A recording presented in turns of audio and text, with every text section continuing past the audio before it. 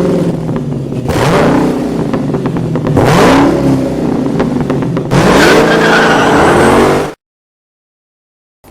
everyone, this is David Pike, the Motorcity Mechanic, and I'm back with another video. Now today we're going to go over step by step what you need to do when it's time to replace or install a new cabin filter on this Jeep Wrangler. Check it out.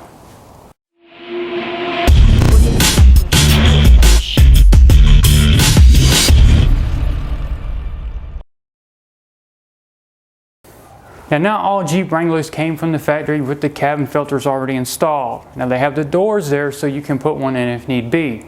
So if you need to replace a dirty one that's already there or installing your first one, if you follow the steps in this video, you shouldn't have any problems. So here is our Mopar replacement cabin filter. As you can see, it's one piece. Some of the aftermarket air filters you can buy actually are cut down the middle and they're made into two filters. Once they're inserted into the AC box, they basically take up the exact same space that the OEM one does.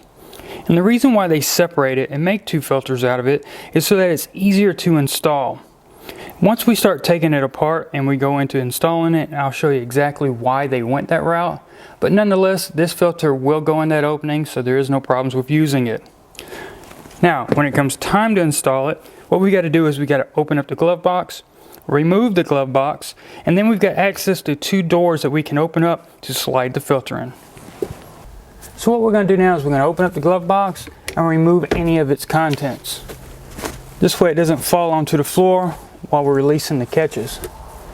Now we're going to squeeze in on both sides. There are little fingers that stick out and actually make contact with the dash, and that stops it from falling open. So we're going to squeeze in and rotate down, and then we're going to pull it off of its plastic hinge. Now that we've got the glove box removed, we've got access to the portion of the AC housing that we're going to be installing the cabin filter. Now one last thing I want to point out is if you have removed your glove box and you look up in here and you see this white door behind that perforated plastic panel, that door is your recirc door. And that door is currently closed, and it being closed means we cannot get access to the cabin filter either to remove it or to install a new one. We need that door open. Now the method for doing that is turn the ignition key on, make sure the blower is turned on, and we want to hit that recirculate button. Once we hit the recirculate button, the door is going to open. Now we can turn the key off and everything should be fine. At that point, install your cabin filter. But like I mentioned, the door has to be open so we can get access to it. If you look right here, you'll see a plastic cutout. That's one of the doors, and we got another door over here. They are hinged along the top edge and they're latched at the bottom portions. Now, we can fully open up this left side, but the right side actually hits the speaker bucket over here, so we can only open it so far. So that's why with the OEM filter, we're going to kind of go in at an angle.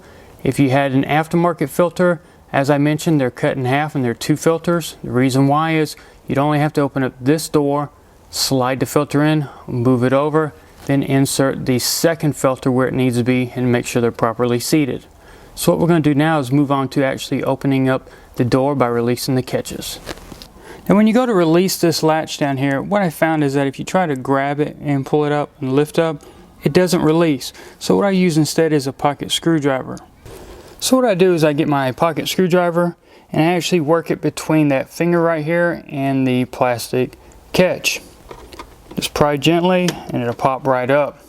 As you can see, I can lift the left side door with no problem. We're going to repeat the same procedure for the right side door. And as you can see, it only opens so far because it's hitting the speaker bucket. But that still gives us enough room for the OEM filter to be installed. And before you go installing the cabin filter, always remember there's a wrong way and a right way to install it. Make sure you follow the directions on the side of the cabin filter.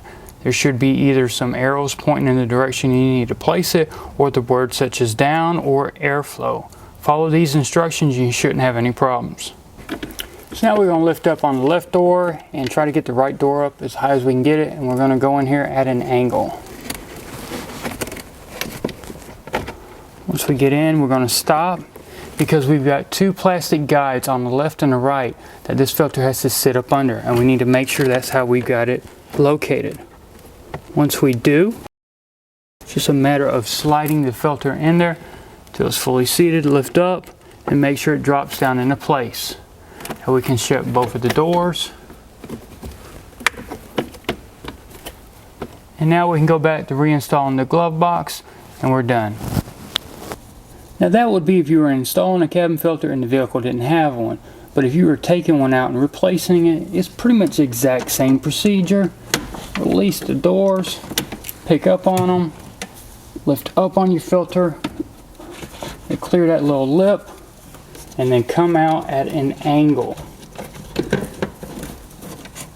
And then you just grab your replacement and install it like we did previously.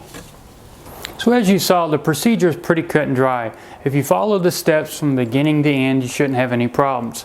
And of course, the installation is just the opposite of removal.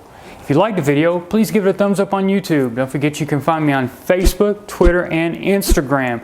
If you got any comments or suggestions about anything we did on this Jeep Wrangler today, or anything Chrysler, Dodge, Jeep, or Ram related, you can always email me at david@motorcitymechanic.com, and I'll try to get back to you in a timely manner.